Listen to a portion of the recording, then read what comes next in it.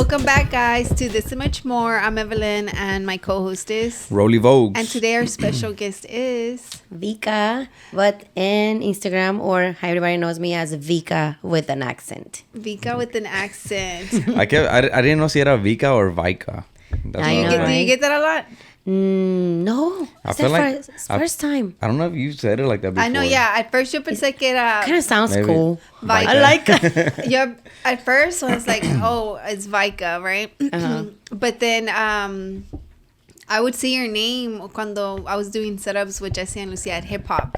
Your son sets up what he would set up, right? He sells vintage she'd clothing. be like, oh yeah, Vicka, her son's gonna set up, but I would hear the name Vicka, but I never connected it with you. And then my brother-in-law, Like, who's that? my ex-brother-in-law too, I was talking to him with, I don't know if you might remember him or not, Uiro. Is your brother-in-law? Yeah, he's Oh my ex-brother. God. He's my ex-brother-in-law. How he's like a bestie to us. Like Yeah. we used to practice breakdance every Wednesday in my house, and he was always there. He's like this with my husband. Yes, of course, you know we do. Yeah, so then Nice. when I had told him, I think he showed up whenever he got stuck at HipHop. Oh, yeah. I was La Toro La Troca. And then he was okay. we were just talking to him, and I was like, yeah, like, you know, I was telling him what I was doing, and then he did tell me, he's like, oh, you know who you need to talk to? You need to talk to Vicka. But I still didn't know who you were at the time. I still didn't know who you were. But I remember he told me, you need to talk to Vicka and, you know, keep talking to Lucia. Like, you know, it's good, blah, blah, blah. They're good people. But yeah, but again, and then I saw the name. I think I had seen your name on Instagram, and I'm like, is it Vicka or Vicka? But everybody calls her Vicka. So that's what I figured it like was. Vicky, but instead of Y at the end, I just added an A. Just to be different. I know, I'm always So being what's your weird. real name? Victoria. Oh, it's Benavides. Victoria Benavides? Martinez. Yeah. Oh, okay. That's my whole name. Yeah, you know, I'm from Mexico, so What part of Mexico? Monterrey, Nuevo León. Sí, señor. Yeah. So you have to use both last names. So you first, Benavides is my paternal, and Martinez is my maternal. So my dad and my mom. So, but in USA, they take Benavides as my middle name. So my bank account is Victoria B. Martinez. Like, you know, how it is here. Which is crazy though, right? Porque yo, like I told you off camera, like my family's Salvadorian. Yo nunca había ido a El Salvador hasta en 2021, I think. I love Que families. fuimos para allá. And obviously it was my first time going, but I've gone to Mexico so many times. So yo fui al doctor a Mexico y me dijo la doctora, oh, ¿cuál es tu nombre? I'm like, oh, Evelyn Luna. And I'm like, she's like, ¿y qué más? And I'm like, y tú como, ¿qué I más, was just qué like, más, o ¿cómo, qué? qué más qué? She's like, ¿no tienes mamá? Like, she was so rude. I was like, what? She's like, ¿no tienes mamá? And I'm like, Es que te dieron cara sí. de latina, o no te imaginaron que vives en Estados Unidos. Yeah, Te he probably. dicho, ¿por qué no me dices tu segundo apellido? Sí, el segundo I'm sorry, apellido. I did Spanglish, sorry. No, you're good. Do you think that's a problem cuando gente habla así, like Spanglish? Do you think Well, it's rude? Because growing up, I feel like I had a third grade teacher que me decía, like, ¿es inglés o español? I don't you know? understand why people get mad. Yeah, like, me neither. Okay, I can tell you this. I have observed, not me. Like, I mean, as soon as they see me, or actually when they hear my accent right away, you would think I have an accent that my English is not my first language, so I sound like this. Absolutely, right away they start speaking to me in Spanish. I don't get offended.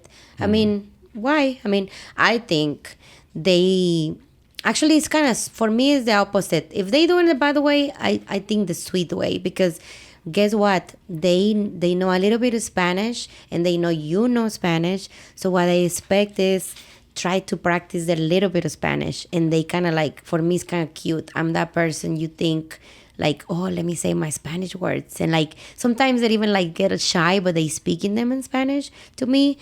I don't get offended. But I have friends that they having like, what the hell, why are they talking to me Spanish? Do I look this Mexican? And I'm like, what are you mad? Like, you do look Mexican. So, or Latina, Latino. Let's just not be specific on a country. Yeah. Like, you do look like my husband looks more Latino Mexican than me, right? And I'm light skinned. He's a little bit dark, but I am the one who sometimes they have doubts, and they talk to Alex in Spanish, and then now he wasn't one kind of sometimes be like, right away they're talking to me in Spanish.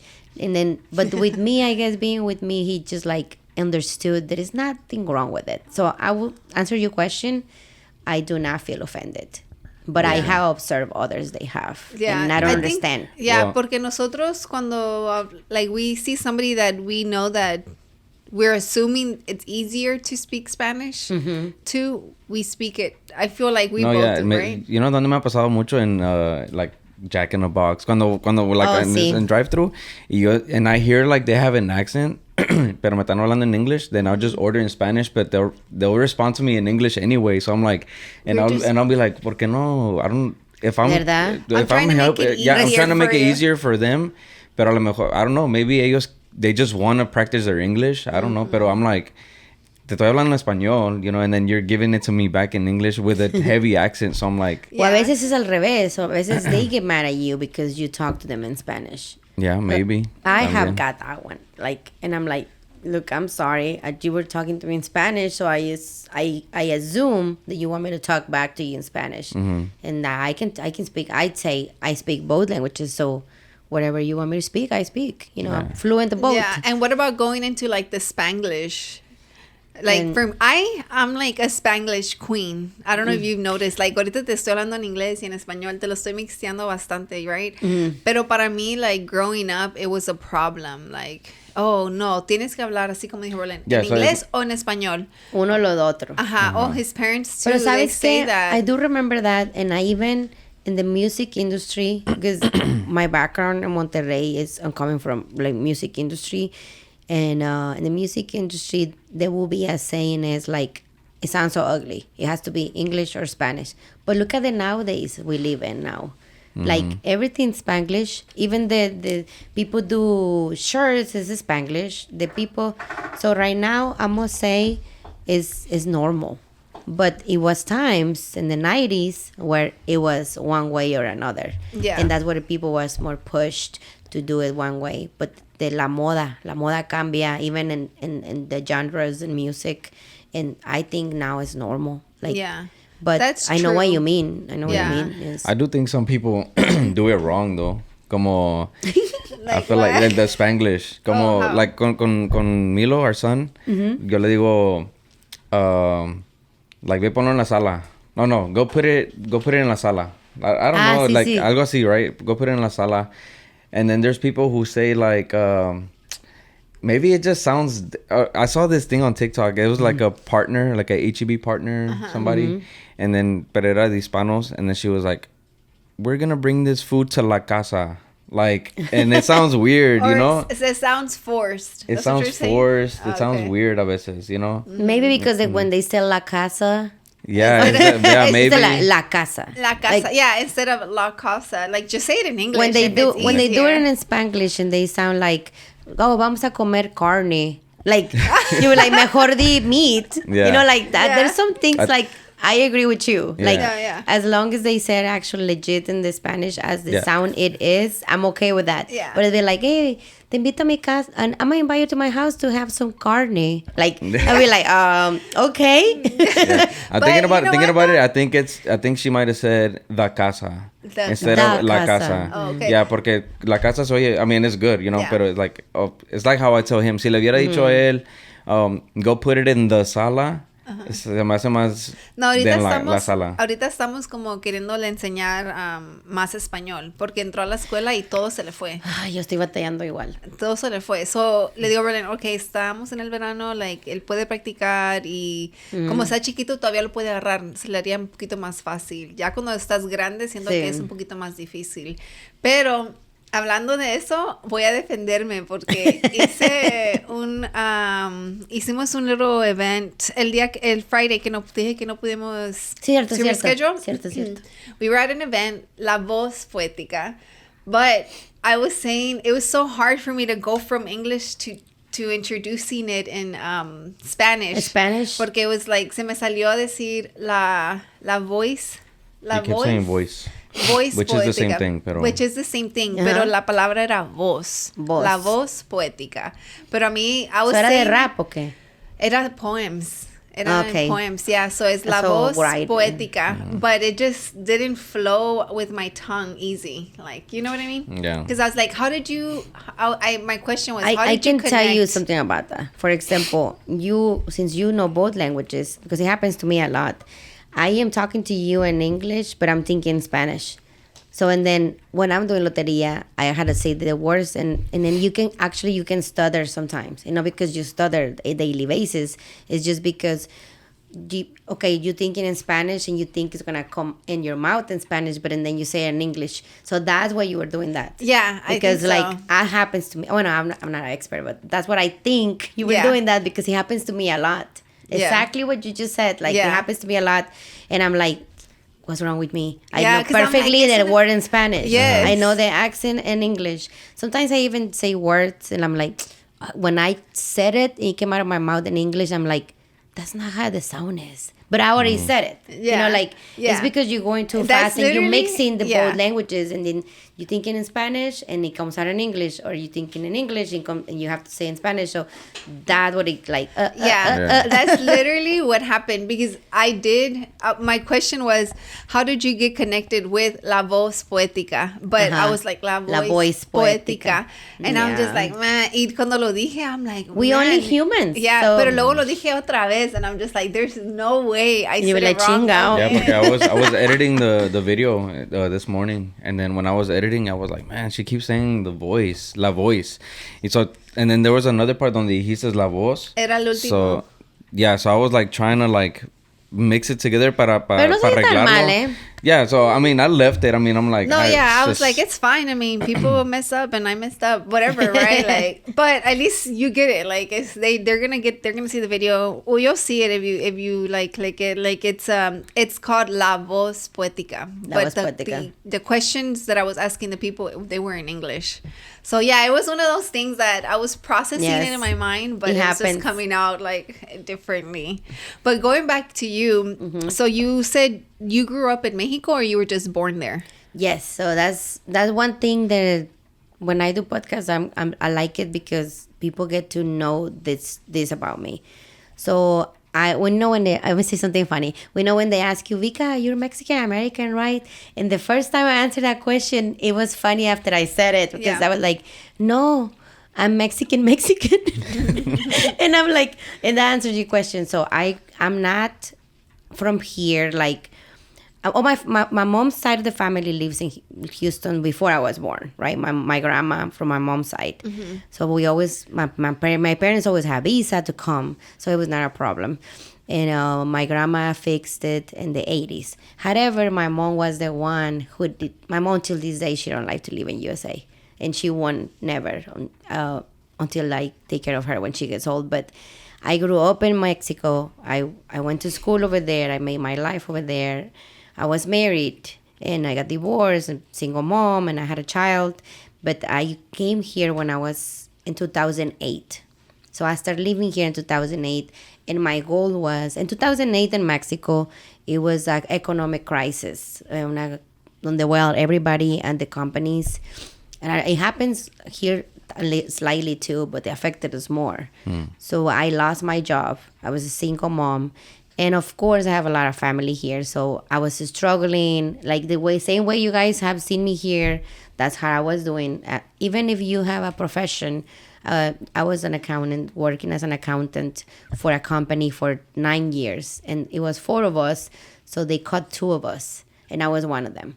And then they do by seniority. So that's what it made me kind of start living here for a bit. But I was not going to stay. In the United States? No, my plan was, so in Monterrey, I went to a school was called Quick Learning, and you get a certification. It's called TOEFL, TOEFL. Maybe it doesn't exist that term over here, but over there, every company asks you for it. So I have finished it, but however, the conversational part is not that good because you don't get to actually talk to people who speaks normal English. You talk to people who speak English in Monterrey like me with our crazy accents, and God knows we barely understand each other. So my goal was to come over here. Well, my cousin helped me find a job. I was having kind of a work visa. They were helping me, keeping me working for the company. That's how I came. But and then between, it was for 2 years only. And you see me as I still have an accent, but I already knew I know how to read and write way better than I was speaking it. So I needed that. So that's the reason why I came. Besides that, I also needed to make money for me and my son. Yeah. I used to call my little carrito and the border every time we cross. I was driving by myself. My mom, my dad were like, "You crazy?" Like, yeah, I gotta see for me and my child. It's me and him against the world. Yeah. Well, his father is super cool with me, and he actually wanted, like, yeah, like he gets to learn a little bit of English or something. Put him in school. So he was always been very supportive. Until this day, he's very supportive. He's a great father, even for the distance. And he get along even with my husband. Oh, that's good. They come and visit me. They stay with us. His new wife and 2 new kids. We're super cool. So anyway, so yeah, I came, and that's how I started living here. And in those 2 years, I met somebody, and then here I am, 14 years later. I'm married to him. Yeah. Oh, okay. So that I was gonna say that somebody was your now husband. Yes, Alex. Alex. Yeah, okay. My husband is Alex, and I'll be honest, like I stay with him. He is, and that's how I start. Because of him, I got into entrepreneurship life, but I'm pretty sure we're gonna get there. Yeah. So how? What's the timer? I can't see. It's 8. Okay. 8 minutes. So how did you even meet Alex? Because, by the way, guys, Alex was supposed to be a part of this episode, yes. but unfortunately he had to work. But it's okay. I speak for both of us for now. How did you meet Alex? So I was not having friends. Like now I'm so happy. I meet a lot of beautiful people like you guys. But before I was just submerged in my life with my family. So I was with the cousins' friends. So I really had no friends. I was having 2 jobs.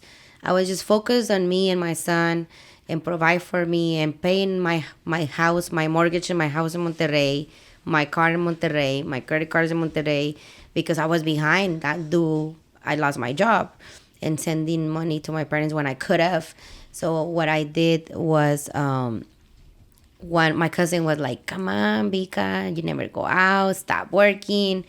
I have nothing but guys, cousin. I grew up with nothing but guys. And I'm like, nah, que hueva. And I love sports. I used to play softball for state, for Nuevo León. I play what? Softball. Oh, softball. I played for state, which was something very cute. Like that made me. So I was an athlete. Oh, okay. So I'm all about sports. I do not like soccer though, by the way. I know I'm Mexican. No, I don't like soccer. I don't like soccer. Don't ask me if I'm Tigres or Rayada, por favor. I'm just joking. That's the first question everybody asks me when they know I'm from Monterrey. So anyway, so my cousin was like, come to Monday Night Football. And I'm like, cool. Okay, and the stadium? Yes, Vicka, but we're going to be tailgating. And I'm like, and finally you can meet other people and you always just the family. Mm-hmm. And I'm like, okay, fine. And then I got off from work. I used to work in NASA Parkway, which everybody thought I was crazy. People don't like to drive to places to work. Mm-hmm. And I was living in I-10 and Normandy, where my grandma lived.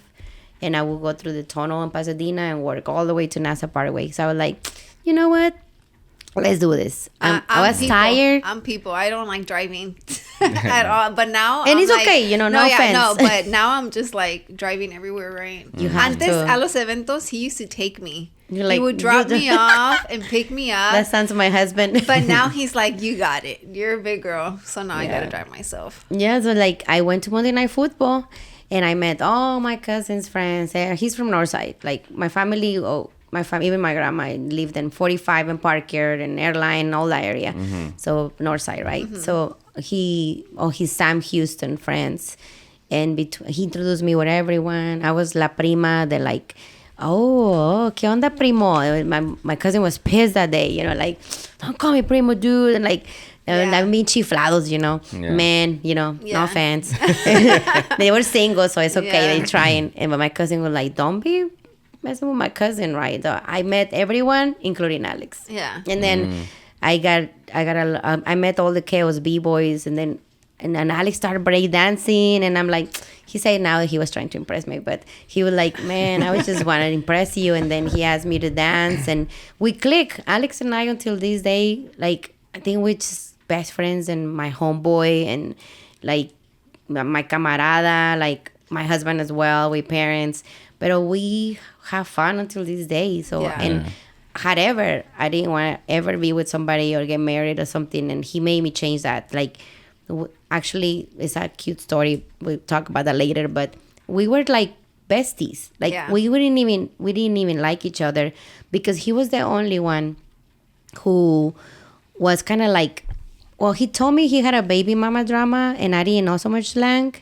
And I'm like, what is that? And I'm like, baby mama drama, Vicka. And I'm like, but we're not together. He was only like the one who was not with that person. Yeah. Everybody else, like, messy. So like I'm new in this circle. I don't want to hang out with somebody. So I was like, Alex, what are you doing today? Like, come on, let's go out. Dijo, yeah, let's go out. And that's how we started. But we were friends. I promise you, it was... In my mind, it was like, I was divorced. I'm a single mom. I'm going back to Mexico. I'm just going to make friends.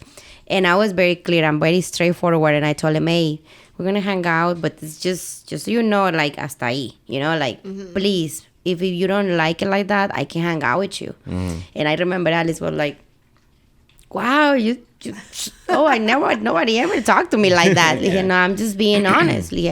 Yeah, I'm just laughing. He was, stop laughing, bro. Like, I'm just telling you, like, I just wanted to be cool. Like, I was a skateboard girl in Monterrey. I was always with guys, so for me it's normal. But I want you to, I don't know how you guys are, so it's just like, I just want to be clear.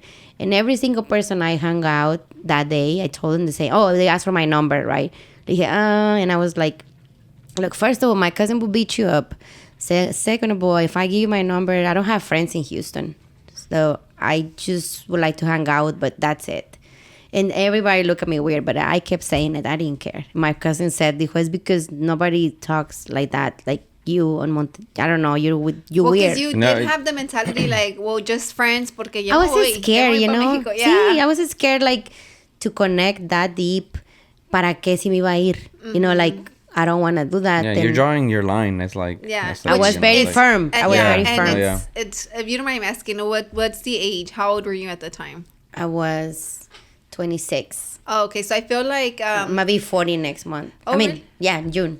So, yeah, because I feel like it's hard for girls to draw the line, you know? Well, imagínate tú, like, you being, like, 29, going to a new place and then meeting friends. You're going to be like...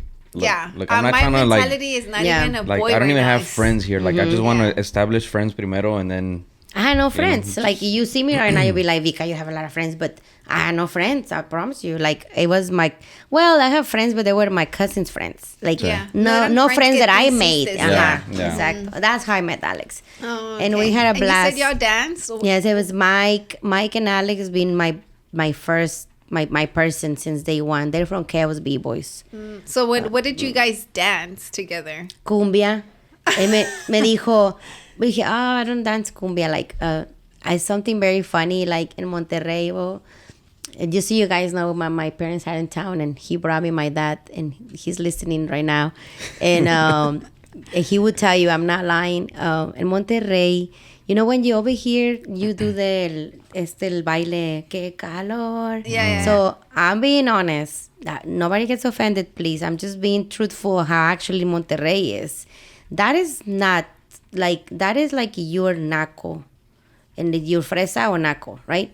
So when you, that one, you do dance it in the neighborhoods, they're like really low. Like they live in the mountain in Monterrey. The Santa Fe clan. See, and like the Santa Fe clan vibe, right? Yeah. But nowadays it's not. I'm talking about, okay, let's clarify. I'm talking 2008 point, and when I was 14, 15, 16 until I finished high school, that's what that was the difference. Now, clarifying is for everyone. Now they don't see it that way. But I was in that era. I was like, so when Alex was like, come on, let's dance cumbia. And I'm like, no, like, yo bien fresa, ¿verdad? Pica tu raya, güey. Bien fresa. My cousin was just watching me. Dijo, ay, esta vieja es bien fresa. You know, like, y le dije, no, I don't dance cumbia. Monterrey is norteño. You know, like, we always say, like, you dance Colombia like that, it's because eres de la Indepe o de Tepito, de las colonias bajas. No en mala onda, pero tú sabes, como todo, it's going to be neighborhoods that are like that, problematic, and gangs and stuff like that. I was about to go off. No, and then? Oh. And then so that's where like, let's dance cumbia. Le dije, yo, este güey naco, like, you know, just kidding, right? Dije, no, ahorita que salga una norteña, we dance. Come on, I teach you. And then him and I, you see us dancing cumbia. Alex is really, because Alex is a b-boy, right? He danced everything. And because of him, I became an all-style dancer. But then he started, I catch really quick. And then we were the main one, and then everybody opened up, and we were the ones doing so many circles. Dijo, you see, I thought you didn't know. Dije, I just know how to follow, and you're really good at boom, boom, boom. Like, your hand was guiding me, literally. Yeah. And he was like, yeah, no, you're super cool, and this and that. And then he asked for my number. But he wanted to dance cumbia. And then nada con norteño, sacar una norteña song. Dije, okay, now let's go dance. Yeah. But with that being said, let's go on a quick break, and we'll be back. Yes, sir. Yay.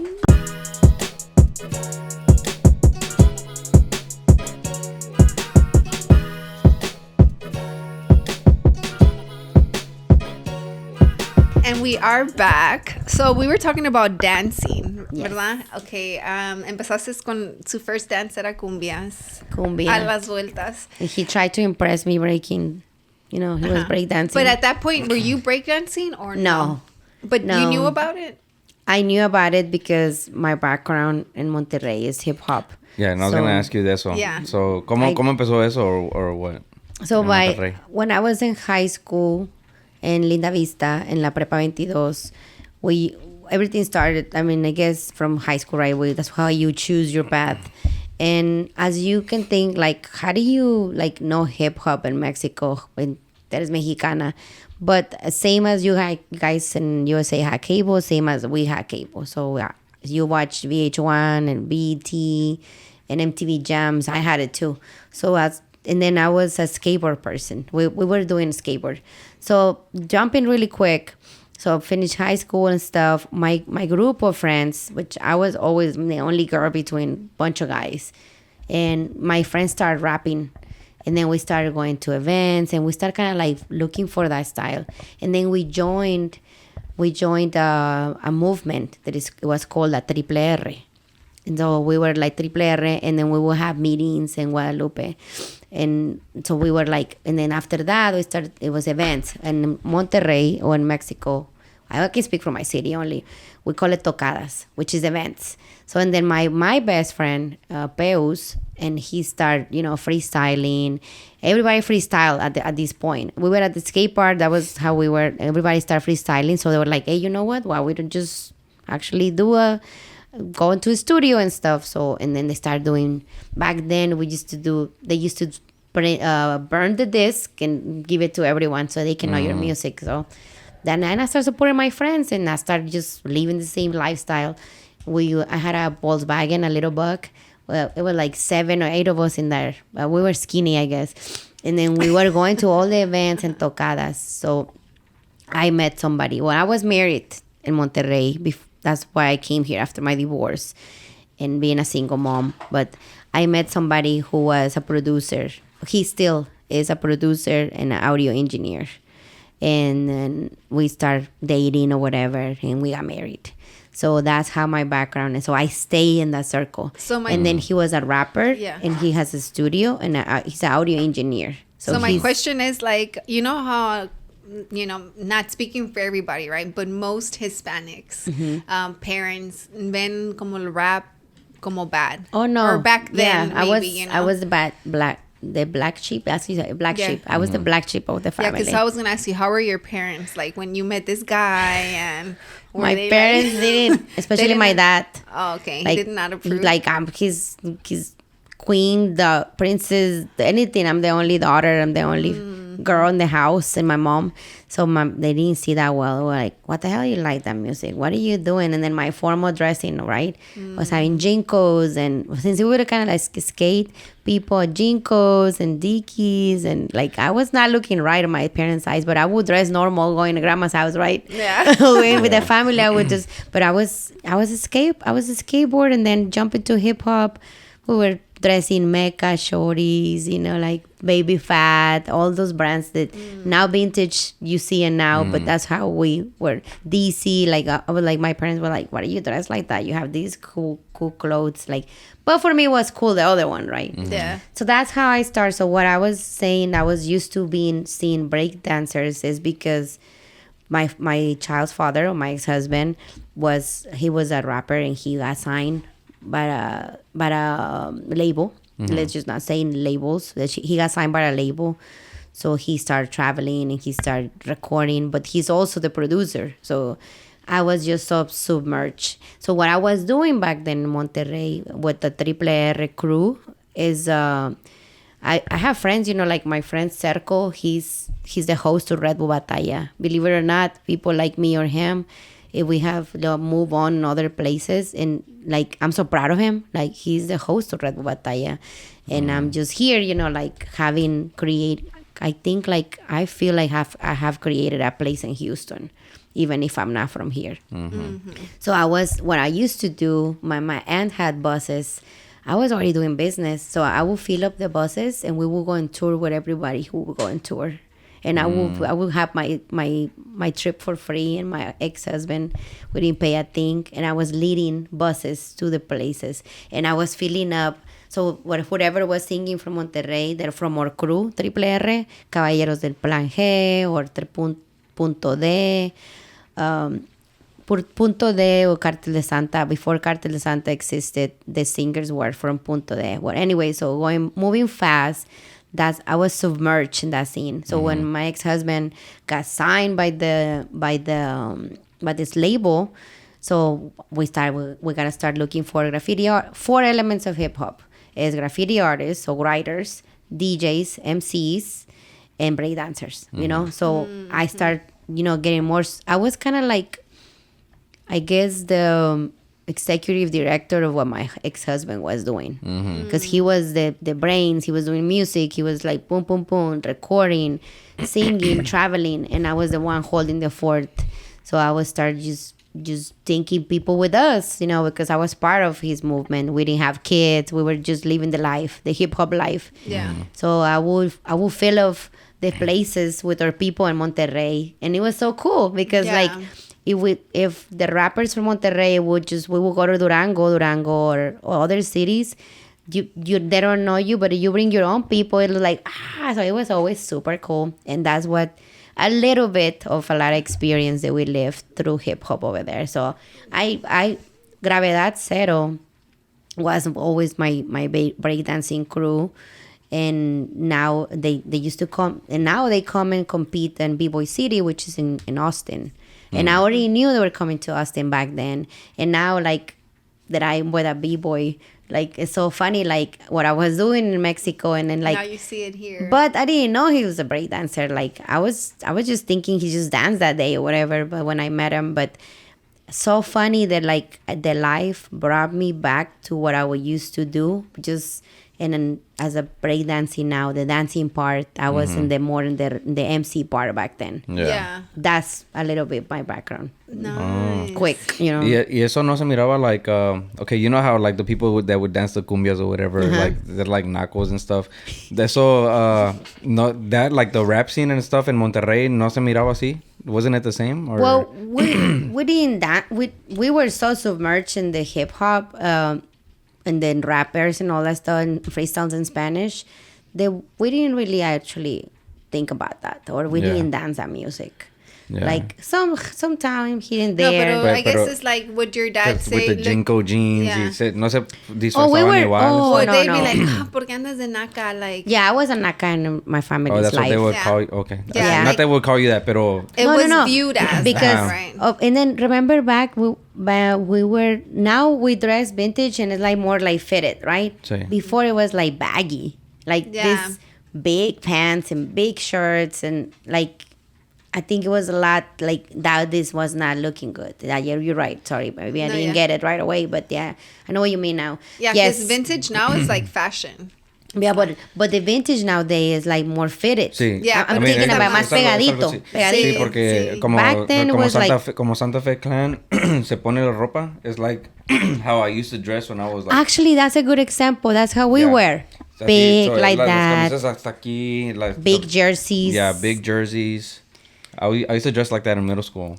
And not so much to have the pants down like No, like Americans here, they put it under their bottoms. No, it was just baggy. Yeah, Like, Yeah. no, yo, baggy. 3X t-shirts, you know. 3X y era extra small. No, pobrecito yo. I know. Me we perdí en la used to camisa. do, when I was a female, I was a girl, but all my friend guys. So yeah, we were actually, now thinking about it, our circle, from other circles, they would not see us, like they would see us nacos. Like, eres rapera, que naca, you know, like, but us, we were like so proud, you know, like, like, no, but that's how I started. I used to run events in Barrio Antiguo because my ex-husband was, you know, and I know I'm probably guys thinking, oh, she's talking about her ex-husband, but unfortunately, it's part of what I It's started. part of history. Yeah, it's just one of those things that you don't forget. No, yes, what kind of Your like story. He was part of your story. No, yeah. you God know? forbid si nosotros ever like separate. I've always told her, I'm like, I'm gonna talk about you. You know, You have to. Yeah, And- it's like you're part of my history. Yeah, I mean, there's- you I know. mean, that's your life. That's Yeah, your yeah. story. So you Yeah. How am I gonna skip over that? and You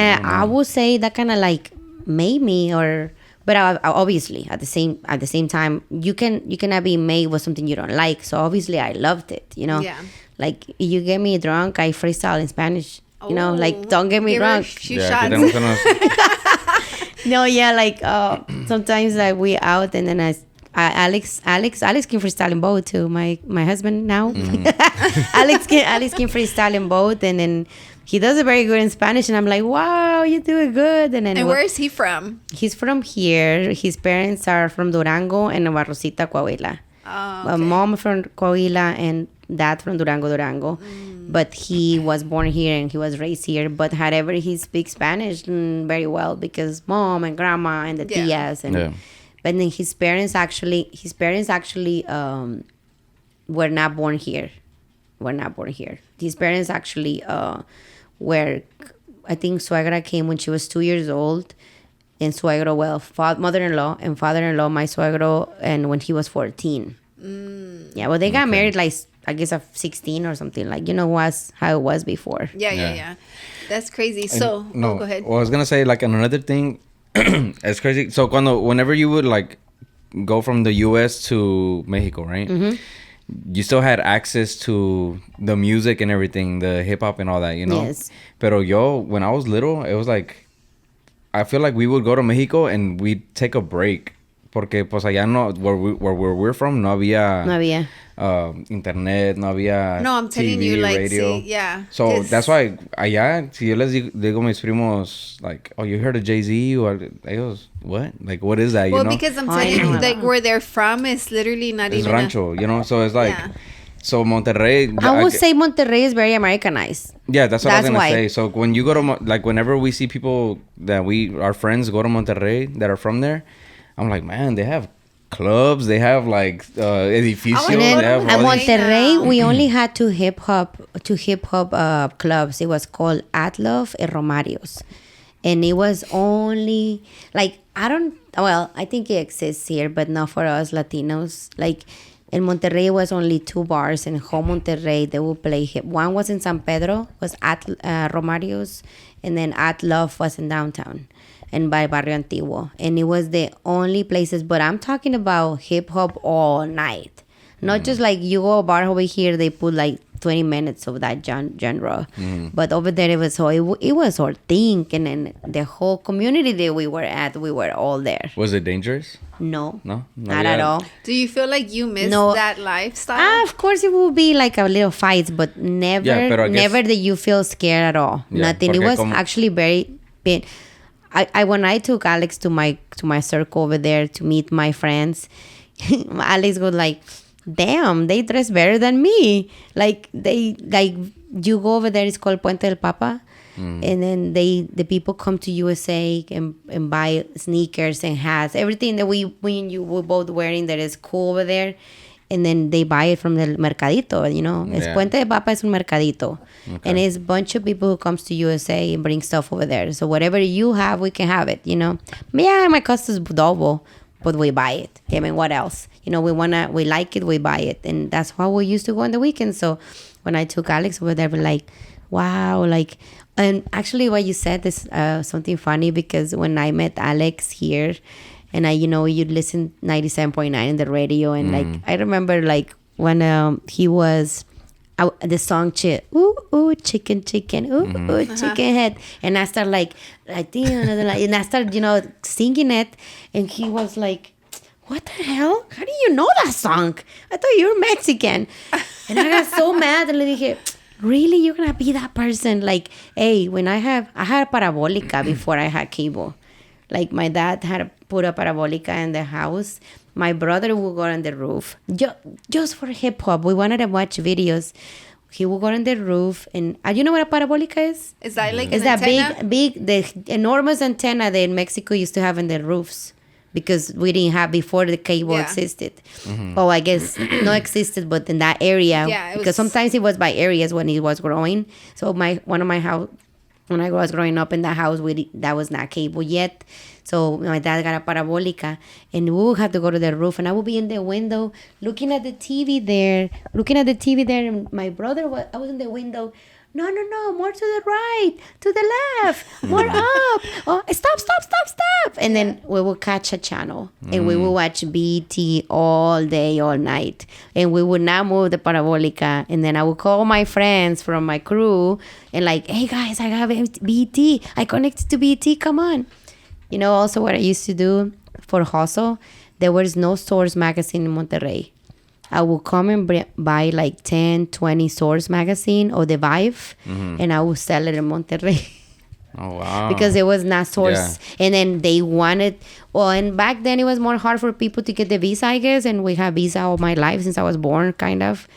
We even had the visa when you're a baby and they carry you. Yeah. And that was the visa. I have a visa where my mom has me in her arms. So it was not a lot of people were just having visa. So I was bringing hip hop to Monterrey. I was selling Source magazine. I would go to Ross and buy clothes, and I was just hustling since I was 16, I guess. Yeah.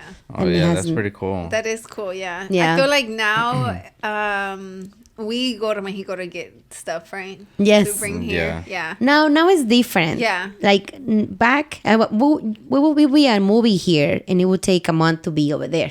Yeah. And now it's probably the same time, or probably I have seen they even they put it there first before here or something. Like, but before we have to wait. So I will bring Sword, and then later on, Sambors was a store in Monterrey, started selling the magazine, and I'm like, damn, I was making money.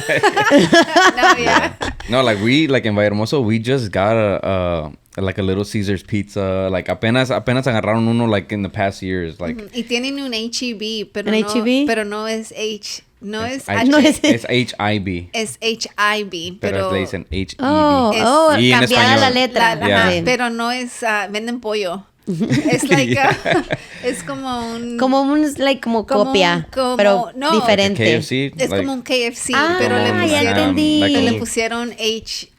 HIB. Y latina. Y latina, okay. sí. Yeah. Pero es so funny que I'm like, oh, sí, tienen HEB, pero no es...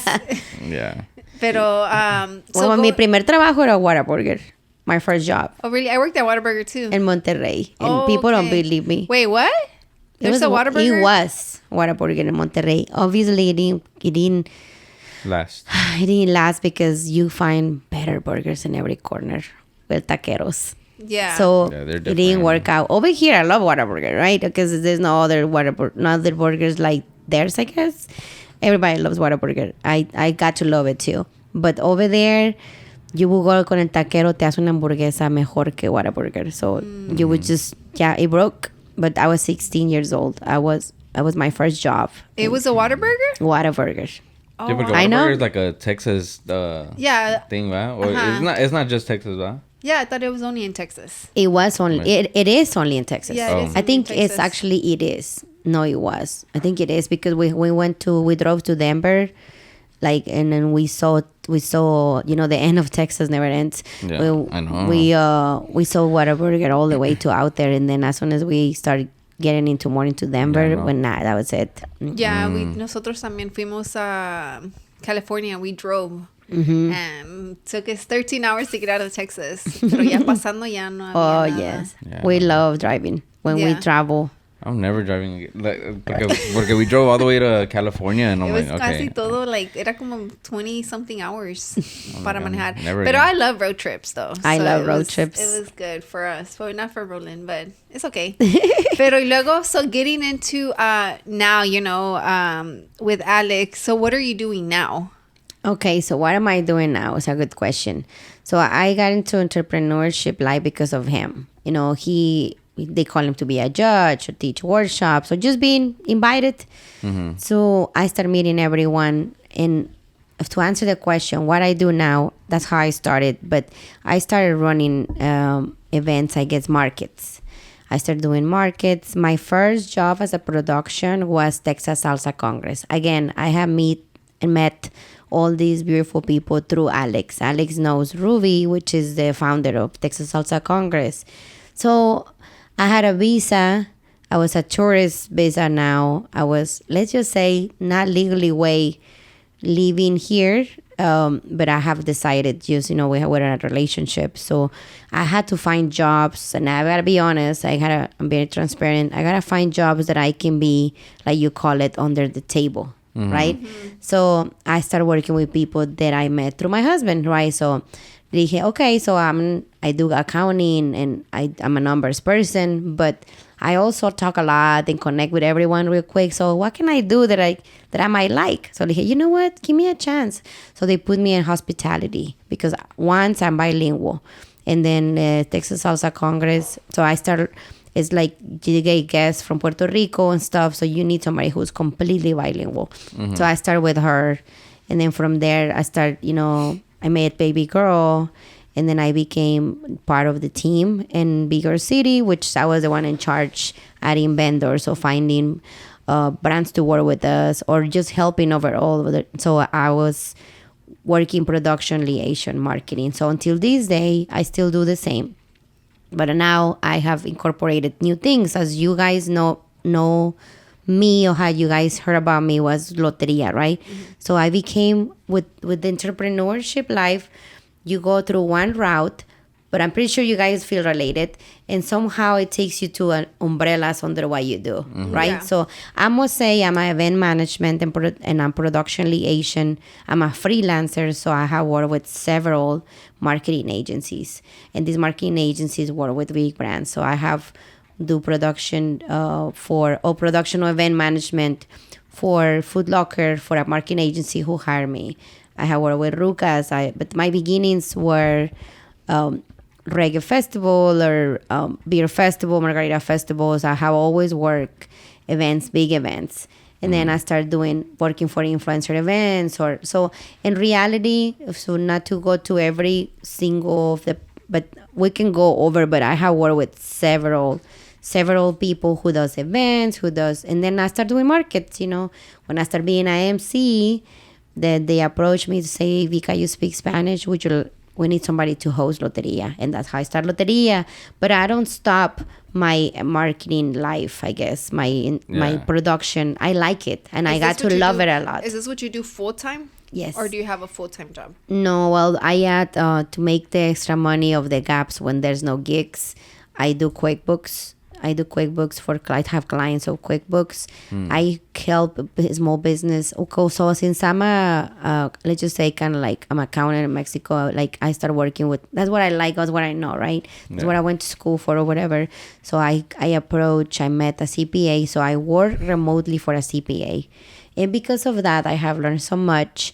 And I started seeing the need of the small, since I run markets, I start seeing the need of a small business not knowing how to start a business, how to register a DBA, or even they don't even know what a DBA is or the difference between a DBA and LLC and stuff like that. So I do 101 marketing or 101 for small businesses. I do that too. I do QuickBooks. And because, believe it or not, entrepreneurship life is hard. So I might not get a gig or I might not get hired from a marketing agency because there's not events. So what do you have to do? You have to fill up those gaps to continue making an income, right? But I love what I do. I got to love it a lot. I didn't know, like I was always in an office. Like in Monterrey, I wasn't always working for corporate. I even work for a company. He's in the USA. He's in Houston as well. It's called HQ Global Workplaces. It's just like a place where you rent an office. Okay. So I don't know. I was always stuck in an office. So I don't know. I like it now. Like I manage my own time. I can come here at the time I want, and I can just have a meeting later. Like a small business needs to set up a DBA, and I help them and I charge them. I know how to do all those things. And you might be like, oh wow, you're from Mexico, but working with a CPA has helped me learn everything and the tax. I know the taxes or how to do things in Mexico, but I also know now in USA. So I have both knowledge now. And then I see the need very bad. And a lot of people told me you should charge, and until this day, like I still have that heart when like I help you, and just later on we figured it out, or maybe you help me or something. But I still advise people even without charging them. Like if I really like you a lot, I would just like, come on, let's have coffee, buy me lunch. I tell you what you need to do. Yeah. You want me to do it for you, I charge you, but I'm gonna guide you through it. And then sometimes like, no, I'm just gonna pay you, you do it, and that's where my money comes, right? And I have QuickBooks clients. Yeah, I think that's what happens to me, like, right? Like, I feel like when I help people, I'm just like, oh, I don't want to charge them, But then it's just like, it's an exchange of whatever, like, oh, like you said, like a lunch. But then when they're like, oh, just do it, I'll pay you. Like, at that point, you're just like, okay, I'll just do it for you and you can pay me, Yeah. It's just, you have your heart, you help people. Like, and because estoy bien mensa, a lot of people have screwed me over. And guess what? My husband protects me so much, like, but I don't let him speak up, because I tell Alex no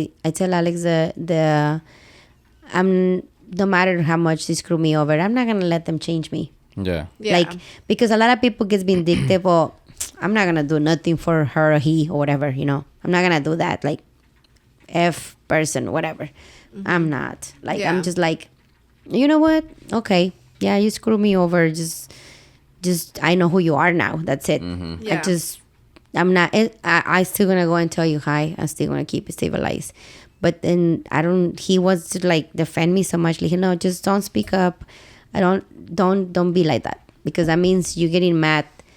That's what they push you, and then you give them what they want. Yeah, you give in to. So I don't want to.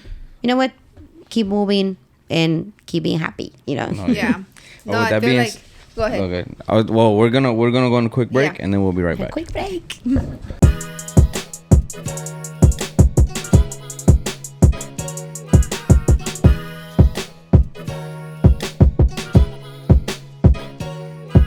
And we are back. So now, what's one of your you have a lot, that you do, for your income, but what's something that you can call yours, like that represents you specifically, or that you think that you've created from the bottom?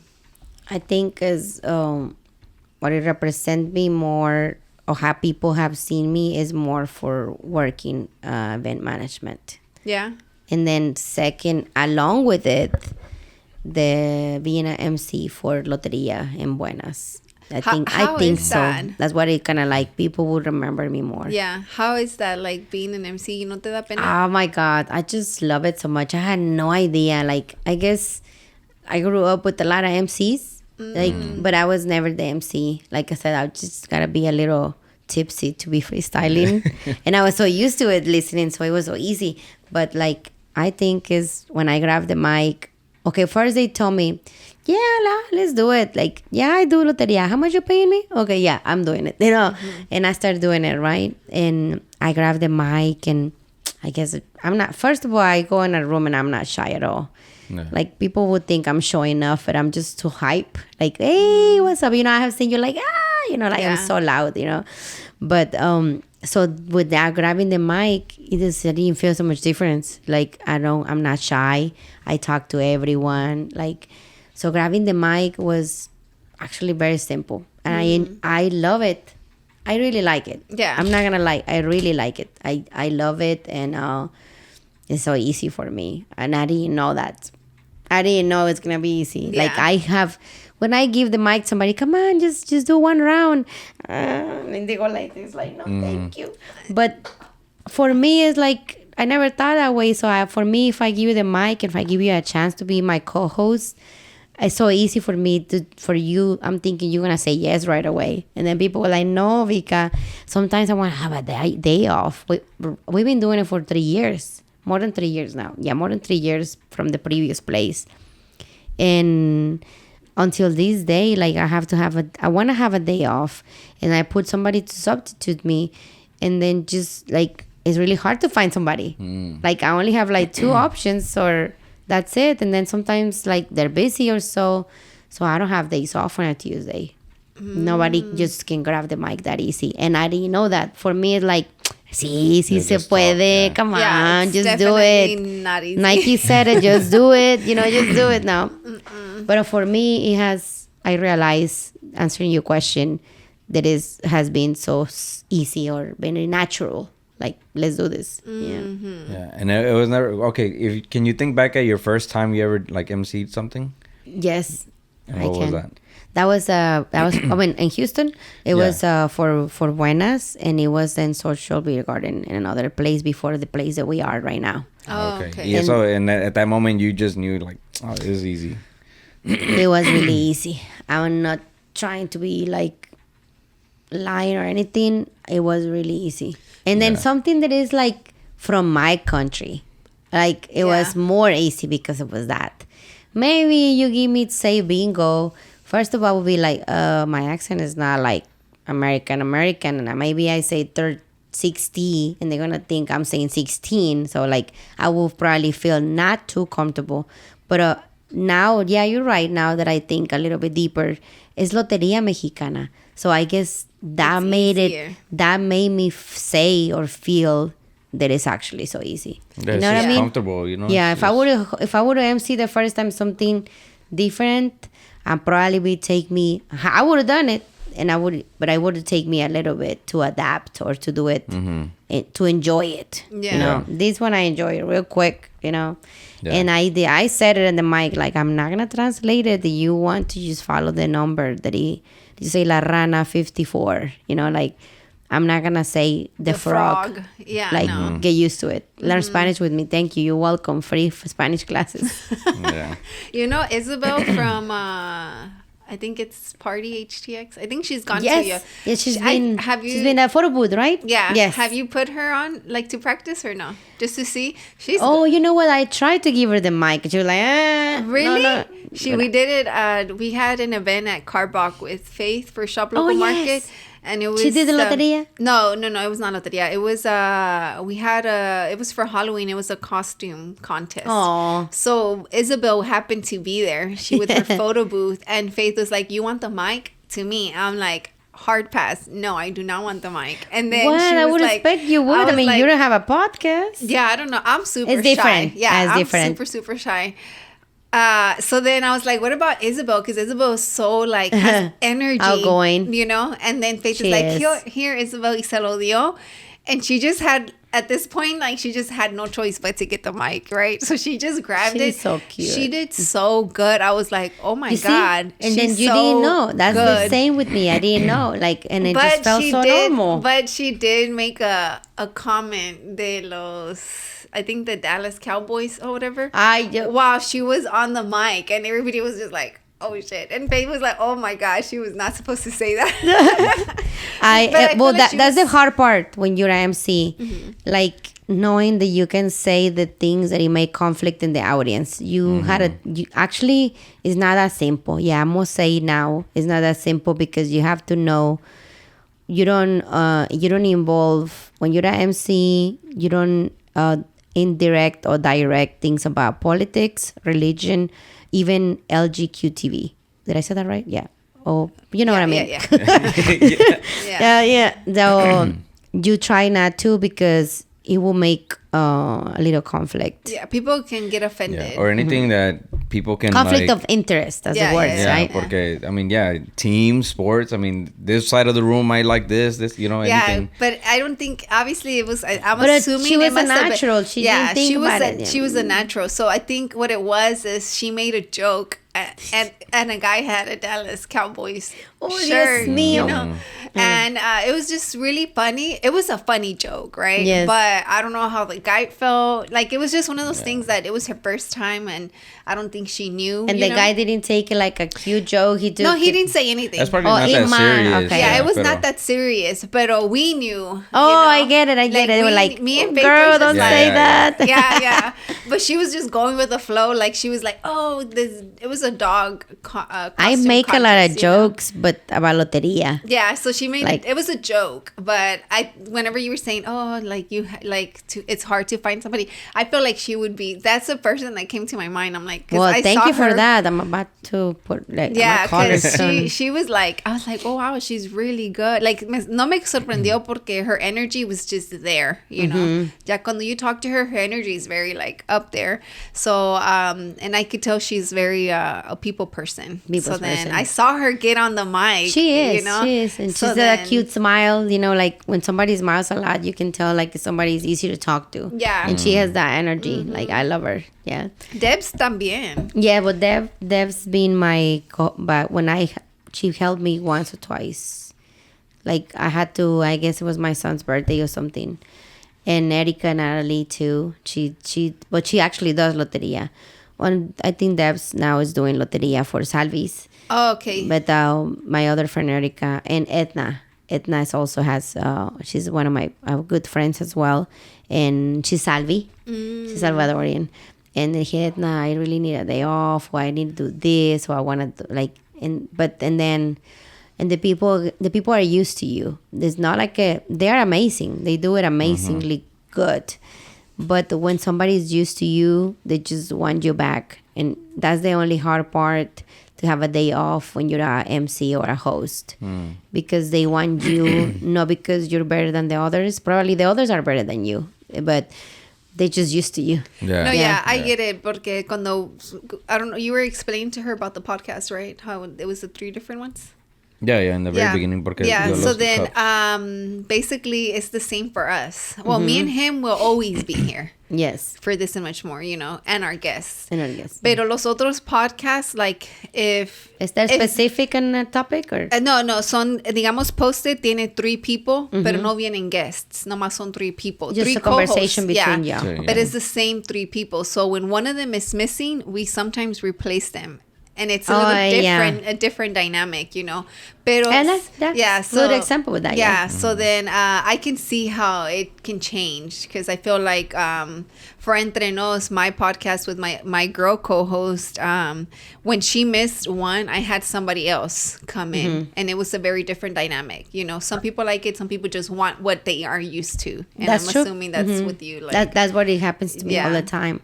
Even the bartenders are like, hey, guys, just let me have a day off. Chingao. Yeah. I know, I just missed you, you know, like, but I've been doing it in the same. So in tequilas, it's been more than 3 years now, almost 3 years. So how does it work? They just show up and they play for free, or they got to pay for a card? So, well, everybody can be different, but we get hired by the owner of the bar. So they paying me. I'm not charged. So what he wants, his goal is to attract people to come to his bar and get 1-2 drinks. That's his goal, right? My goal is to do it right, be a good host, and keep bringing people. So we get paid directly by the bar. However, it can be other times when I create an event and I would charge you $5 to play. But in tequilas, when we do it every Tuesday, DJ Roses and I, is only no paying. You don't have to pay to play. Enjoy, have fun. We have vendors. We have a elote person, because it's part of, you know, being bien Mexicano. Like, you know, we have a corn on the cup. We have tacos. We create tacos. And it just completes the event. They make micheladas there. We have $5 margaritas, $5 tequila shots. So that's and how does it work for your vendors? My vendors, I don't charge them. I'm also a board member of Houston Latina Collaborative. Well, I'm the one who does I'm not the marketing. We have a marketing person, the founder. I am more like when it comes to an event, I'm the one who's going to be leading the production or the event. But we haven't done so many events. Yeah, let's talk about that a little bit. So who's the founder? Is it Angelica? Or, No, I mean, Connie. Connie De Leon is the founder. And we had so many people over the years. I think Connie and I will be the formers or the ones that be more like consistent to be in Houston Latina Collaborative. She's the founder. And then I joined way, of course, after she found it. And now we have for the past, I don't know how long it's been since we have Desiree running the marketing. Desiree. Oh, okay, okay. So it's just y'all three for now? So whatever is posted or is not me or Connie. It's Desiree doing the graphics or stuff. Oh, okay. So now it's just y'all three? It's all three. Oh, okay. Mm-hmm. And then, because that's... So what is that, though? Yeah, can you go into a little bit of what is that? The goal of Houston Latina Collab, it used to be called Houston Latina Bloggers. But we didn't want it to be specifically all about bloggers or influencers. So Connie decided to change it to collaborative. Because the goal of Houston Latina Collaborative is to support Latinas who start with a small business or... Like, let's just say you're Latina and you want to be known in the community. We created a group of personas. You see, it came out. We created a group of all of us to support each other. And then we maybe have meets. And that's the goal, to have meet and everybody know each other. And I don't know, you have this. Maybe you have a grand opening in the future. God willing, you get a new place, a grand opening.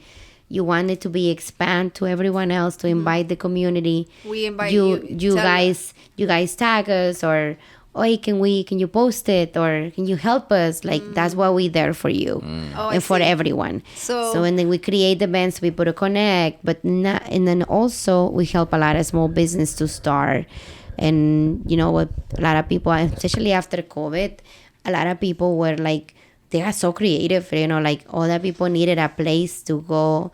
We created markets and all that. But that being said, is a foundation for supporting each other as Latinas. However, doesn't mean we only do it for Latinas. It's just from Latinas to the world.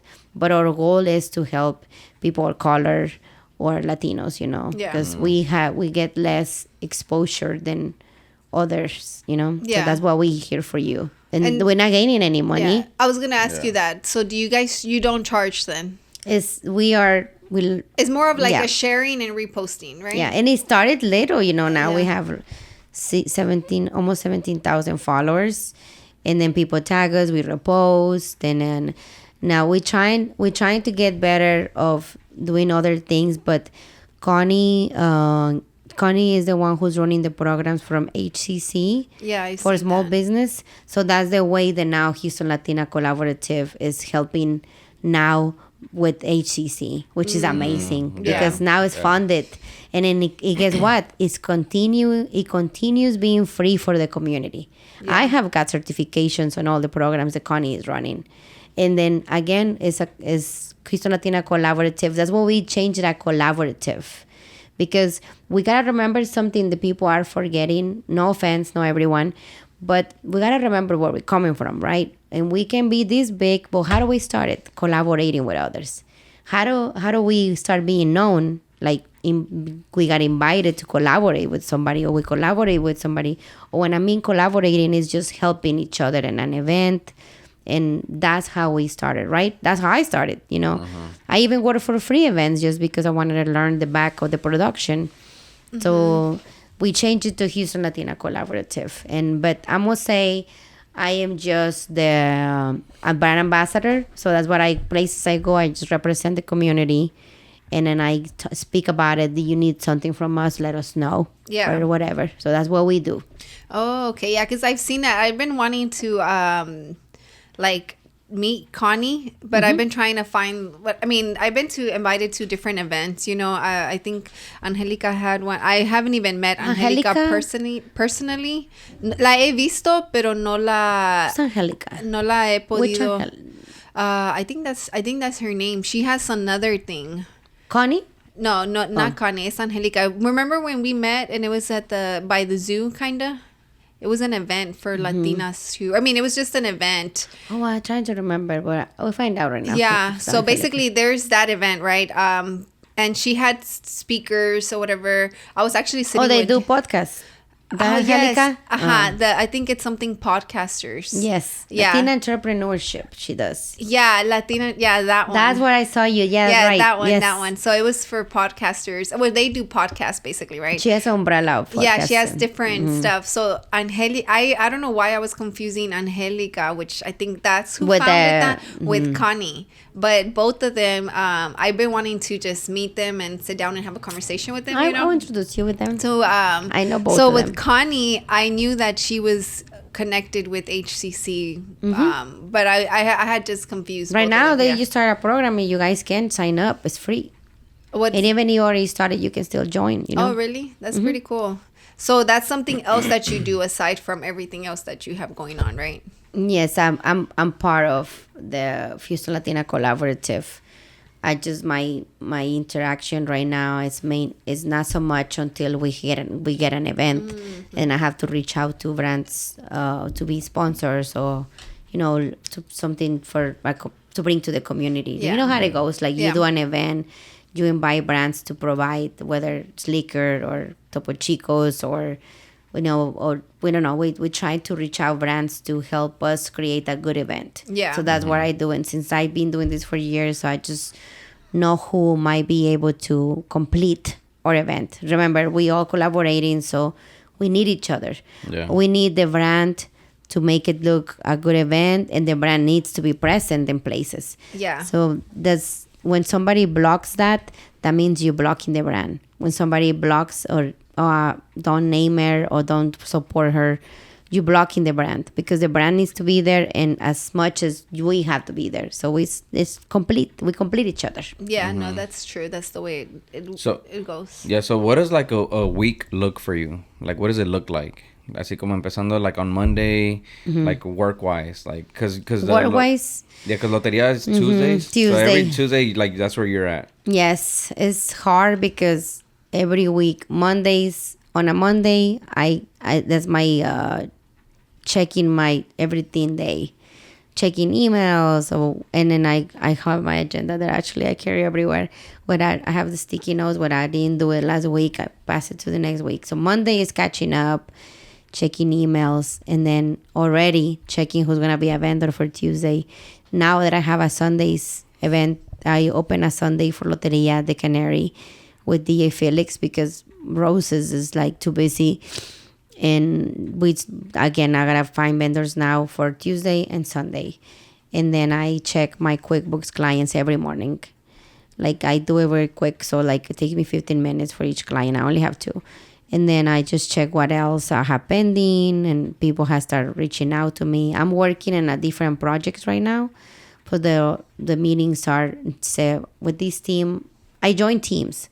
Okay. So what I do now, let's just say if there's like this festival, but they need somebody to get in charge of vendors, I'm not doing it for through my company. I just join the team and then I get paid. If that makes sense. Yeah. So I have to plan that my weeks can be different. So this week probably I don't have a lot of work, but and then you have to do content for my events on Tuesday. I'm an influencer, I guess. With the time, I don't like to say that, it feels weird, but it is what it is. So with the time, I guess I just became like a blogger or / influencer. So now I get invited to events. I see which one I can attend. Remember, the best way to grow is to be out there. Like if somebody tells you, oh, esta vieja want to be everywhere, that's the way you grow. Like you have to show face. Yeah, because I don't really go out like that. I know, man. Like, He's been working on it though. Yeah, I don't. Pa que salga. Me invitan to a lot of places, and I'm just like, oh, I'll probably pull up, and then I just. They're like, start watching TV. Yeah, I'm just like hanging out no, here. He's always just working at the house. It's that, and then también llega el weekend, and then I'm like, man, I've been working all week. Like I just want to chill, watch TV or algo, pero. Yeah, but my week can vary. So somebody called me yesterday, Vicka, I need some help in marketing. Okay, let's do 1-on-1. I had 2 meetings yesterday. And those can be unexpected. They just call me. But for me, it's like, as the the working. I just want to work. Like, yeah, let's do that. Then it gets me excited to meet with people. I don't know. I love people. Like, I love people. Like, and then that's my weekend berry. And then Tuesday, tequilas. Wednesday, I feel like a detox. But then I got to do other things or content or checking what is next. Or sometimes I'm finding what is next. You know, like, and then when I'm out there in networking, as I get invited to events as an influencer, so like I like to connect with more. So and then another meeting comes, or simply you got to meet them and have a coffee because they want to know exactly what you do. Because sometimes, like you were asking me, like we do so many things. Like you do this, you have 3 podcasts, and I'm pretty sure you have work and a lot of things. So. You don't know, right? I exactly don't know what you guys do. Yeah. Mm-hmm. Nice. Okay, now let me be the podcaster here. So how is a week for you, friend? A week for me is very busy. So I don't have it. I mean, desde cuando I messed around with my schedule like every month, like casi every week, just to try to like, okay, what's better for me? Like my week has been getting more simple as I go, pero. It's like I separated like I have it like my 5 a.m. time, but I don't wake up at 5 a.m. You know, but it's like. But you set your mind. Yeah, but I'm like, all right, 5 a.m. I need to do these 3 things. Así, son como at least 3 things, and then I do labor work. So it could be like I can see your watch. No. You're a hard worker, man. Yeah. Oh, by the way, guys, show the guy watch. He has all the paint and work in the lige. Now it makes sense. This is a true labor watch. No, pero what I mean is like cosas en la casa. Yeah, so it's like, but it's like if I gotta take pictures of clothes, porque I sell vintage, I do graphic design, I edit all the podcast stuff. That takes a lot of time. Yeah, so all that editing and then like the posting on social media, content creating and all this. So yes, the creative stuff, and then the labor stuff is the actual doing. So let me record footage. Let me. This podcast is like labor to me, So I kind of have to separate my day like that. But yeah, honestly, if you ask her... I completely forgot you guys have vintage. That is a lot. My son does that, and sometimes he slows down or don't do it at all because it's keeping up. No, it's a very... you have to... And you, my friend, take pictures. The same? No, well... Yeah, you guys are a team, right? Yeah. So I think for me, it's more... I have 2 jobs. So I work with Shop Local Market and do the event stuff with her. And she's booked up like every weekend. Like she has a bunch of events, So I'm busy like all the time. We jump on meetings. Like today, she's like, "Oh, can you jump on a meeting at 12?" I'm like, "No, I have the podcast." Yes. So I just love working with Faith porque... Even though like it is my job, what I'm doing, adjust to each other. She respects what I have on my personal. Like I have the podcast, I have a clothing brand, Faith. And then, but I also work for an attorney. Hi, Faith. So I also work for an attorney. So like at 4:30, I'm gonna go to a dinner with them. With that office. But a lot of criminal or personal injury. It's personal injury. So a lot of it, like I do from home. Like I'm. We're gonna do some business right now. I do marketing for personal injury lawyers. Really? Oh yeah, that'd be really good. So basically. That's what Mondays is my day that I'm home, like all day. I'm home all day running errands for the house. Monday catching up, and then throughout the week it's like you like. Do you like Mondays? A lot of people don't like Mondays. Oh no, I like Mondays. I love Mondays. I love Mondays too. I love them. For me, it's like a reset button. Yeah. Like, I used to think Sundays were the reset. But it's not, right? Now Mondays is like is the day. Sundays we go to church, or we just have a family time if we don't go to church. Yeah, for us Sunday is we try really hard to make it about Milo.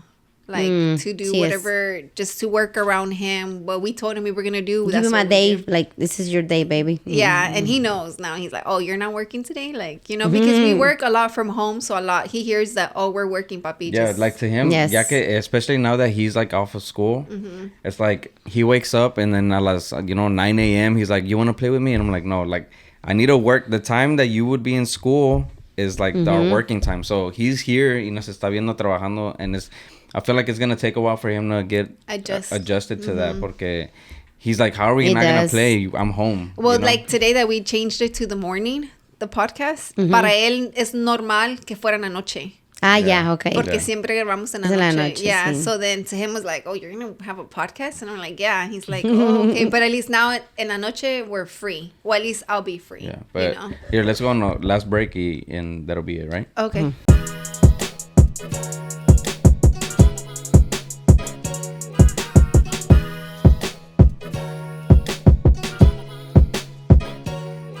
All right, guys, and we're back from a long break. Right? Yes. So, but I'm glad we had that break porque obviously we talked about a few things. It brought up the conversation of like monetizing like anything, right? So it's like we have this podcast, we have other things that we have, and like you with the loteria and stuff. Like, at what point, like, and obviously you do things for passion, or you do things for, you know, for free or whatever, you know, porque you just love it. But at what point, because at some point you want to get paid, you know, from what you do. So it's like you deserved. Yeah, what you deserve. So it's como, at what point does one like decide like, okay, like maybe I should just start charging for this, or what do you think?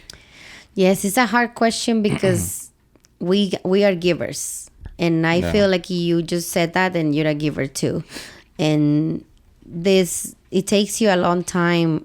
Honestly, your friends will tell you, hey, Vicka, you need to charge, and that's what it kicks in. But I would say I did not know when I had to decide I had to charge right away, because I was just, as a being, I consider myself a foreign still, which I shouldn't, but I am. I was not born and raised here. So I just like, I have to connect with you first.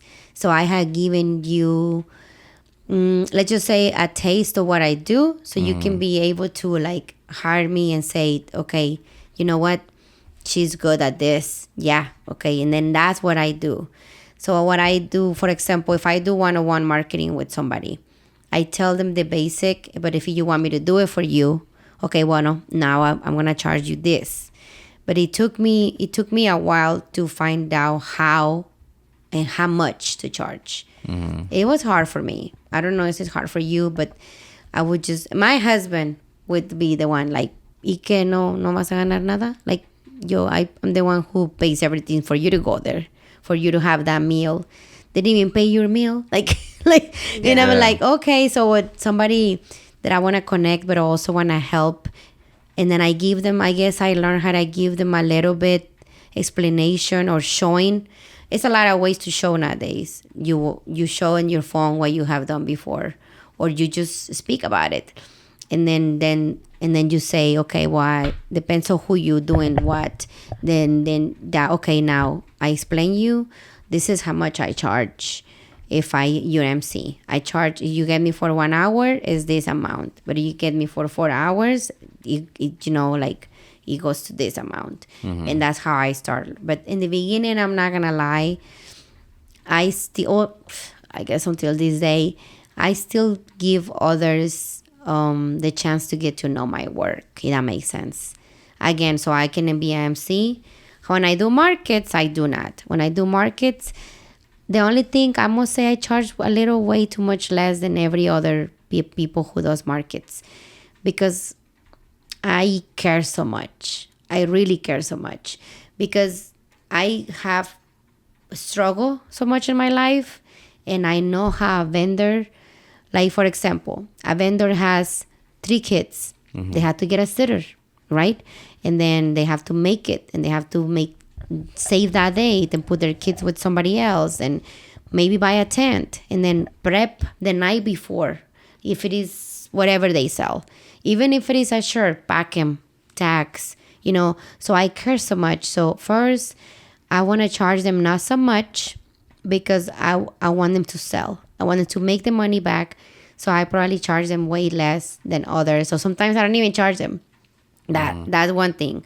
When I do MC, definitely charge. When I do QuickBooks, and then I do tell them, okay, so I give you a trial and I show you what I do. And then again, this is what I charge. When I do marketing for personal injury lawyers, that is, you don't get paid until you get the case. Close, so yeah. I must say, you have to know your worth in every single thing you do.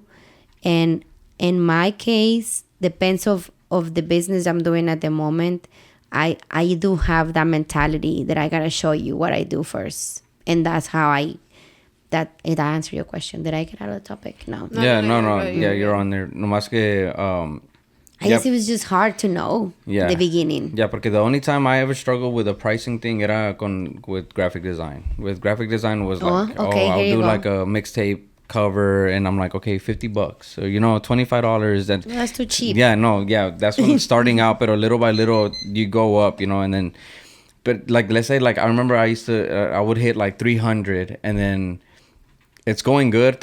You lose people, pero se quedan the ones that are willing to pay, whatever. And then let's say I go like 350, ahí ya me pega like, oh damn, man, that's expensive. And I'm like, fuck, is it expensive? You start like doubting it. Yeah. So then you go a little lower again, and you're like, okay, well, maybe I need pero it's like, no, like you at the end of the day, it's whatever you feel your worth is, and that's, so my prices with graphic design has always like, it's fluctuated, but these last years, it's just like, I know next year va a ser más. Nothing crazy, pero the growth is the plan, Yeah. Pero for me to be... What do you do? Can I ask you something? What do you do when they just started and they can afford much? Would you give them a cheaper price, but later on bump it up? That's where it gets kind of like crazy, porque you have a big heart, so you but that's just like that's my money maker. That's that's my main money maker. That's my weakness. That's my weakness. If I know you starting, like that, you teaching me something. Like, because you say that's my money coming from. And at the beginning it used to be like that. It used to be where it was like I'm weak. No, at the beginning, sí. But it's funny porque si es él doing it, sí está así. But then I'm the one that's like, oh no, like La jefa. That's what's paying our bills. No, but then it's me the one that's like, oh, I don't want to charge him. He's like, no, because that's your moneymaker, I was gonna tell you about that when you brought up your husband, porque I'm like, oh, it's easy to tell your partner, hey, have they paid you? Pero when it's your thing, te da cosa. So it's like, that's when she tells me, well, have you sent? Pero ya les preguntaste? Yeah, yes. But we both. Let me ask them now. We both know how hard it is, or how we understand. We don't want to be too upfront con cosas así. Yeah. Pero when it comes down to your wife. But sometimes we tell each other, well, how can we word it?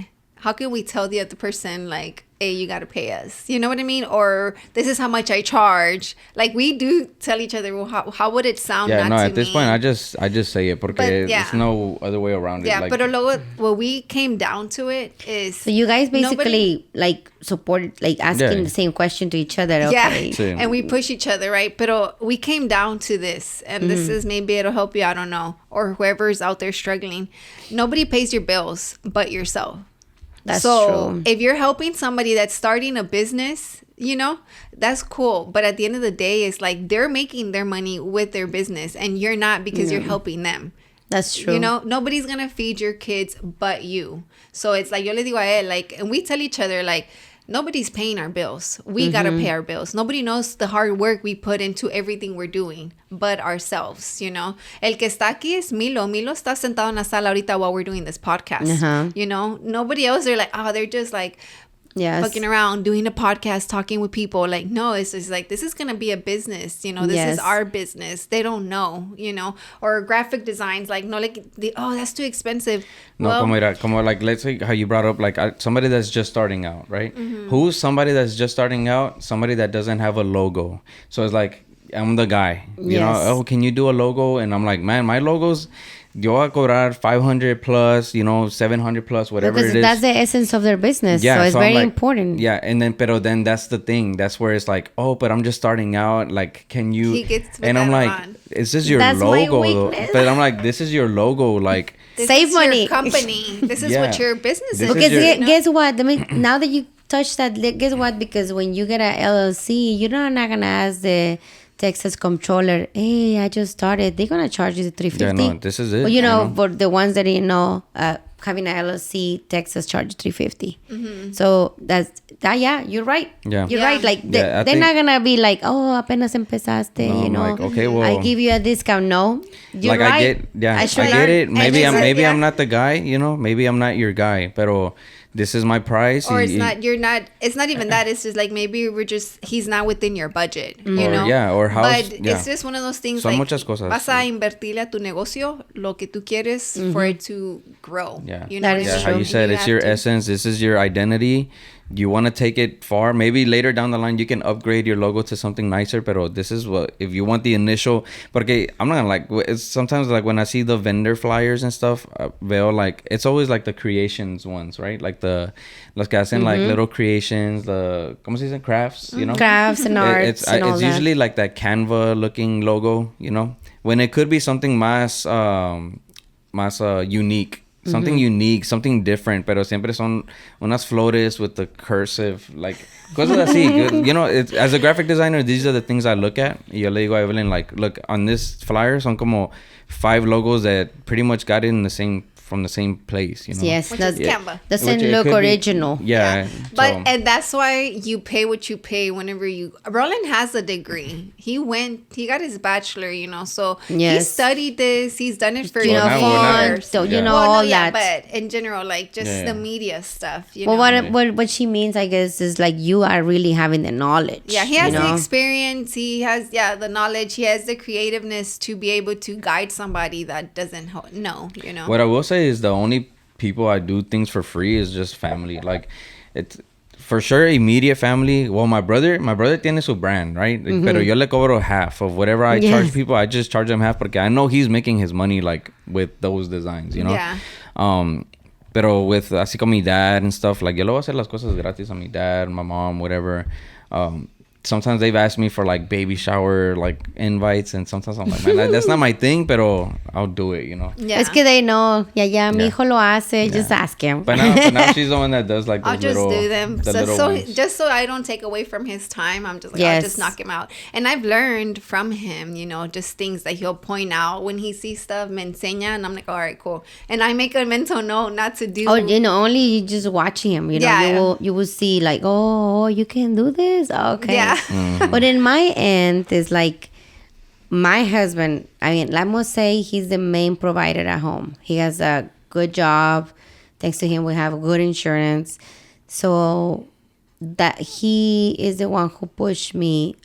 That's true. He's the one who pushed me all the time. Like, ya te pagaron, y te van a pagar. I mean, remember, you're just using my money to do these things. So, like, I don't mind to pay for you to get there. Let's just say the gas. Dijo, but I'm not spend our money in these things. Of course, I don't tell him sometimes, and I go spend our money. But, and then he knows already, pobrecito, like, hey, you gotta charge. Are you gonna pay you? But it did took me a long time. But I must say, thanks to my husband, then I will be like more into it, because let's be honest, let's be realistic. I'll use his money to do the things, and I shouldn't. If I'm gonna do what I do, whether it monetizes me to keep going or I just slow down until it actually gives me monetizing, you know? Yeah. But at the end of the day, he's a great supporter, a big supporter of what I do. And I still use his money. But I do monetize as well, too. Yeah. But thanks to him is when I be more pushed to it. Because if not, Vicka would do everything for free, I guess. Like, for real. Like, I help you. What do you? I got you. I am a friend who just, I'm there for you if I'm your friend. Anything you ask me, I will push everything just because you're my friend and I do it. So that's why, like, I'm such a giver. You know, like when I don't know. Even I got a flat tire, I need a jump. Okay, let me get my keys. I'm on my way. ¿Dónde estás? Okay, cuidado, no. Don't get out of the car. I'm a mom, like. In every single aspect, like, don't get out of the car, stay in there, I'm on my way, don't move. And then I go over for my friends. Yeah. And that's why it was so hard for me, like, and then I would remember, shit, I sorry. No, you're fine. Oh, Alex, we're gonna get mad at me. Oh, he knows, he's gonna know I don't getting paid, like. And then I did a little lie sometimes, and I would later on tell him, no, I didn't get paid, but I already did it. I already knew you were gonna do that. You think I don't know you? You think I didn't know? Like, okay, fine. But I know you, and you wanted to do it, so go for it. Yeah. That's why. But he's the best. You know, like, he like, go and do it. It's okay. Yeah. But he means in his mind, like, yeah, go spend my money. Go and do it. No, yeah. If that makes sense. No, You know? yeah. Oh yeah. Well, with that being said, thank you so much for joining us. It was a great conversation. Where can they find you? Okay, well, for everyone, I am on Instagram, Vicka, Vicka, with an accent.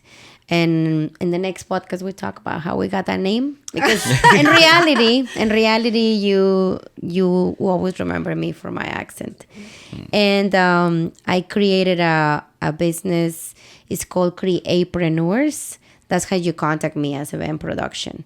Oh, and the okay. reason why I call it like that, because it's, always waiting or everybody call Vicka. So I put a name on it. But it's me. It's Yeah. me. I haven't pushed it so much, but they contact me still directly. But Vicka with an accent, that's how they find me.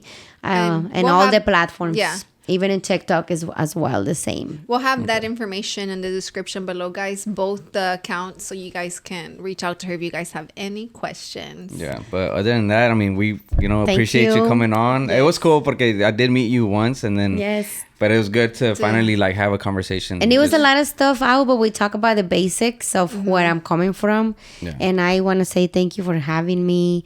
And it was amazing getting to know you both. And I love connecting with everyone. And for everyone who like to connect with me and just DM me, I'm a cool person. I'm your favorite Monterrey girl, okay? Alrighty then. Well, till next time, guys. All right, that's it. Much love. Peace.